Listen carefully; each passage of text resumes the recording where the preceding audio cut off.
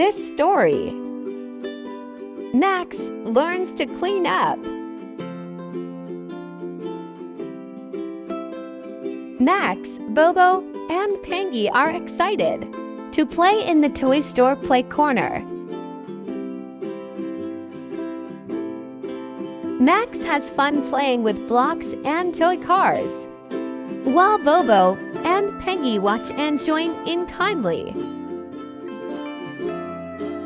After lots of fun, more toys are now scattered around the play rug and floor. Bobo notices the mess and gently reminds Max that it is time to clean up after play. Max begins picking up toys and putting them back with a willing attitude. Max and Pengy clean up together, while Bobo watches proudly.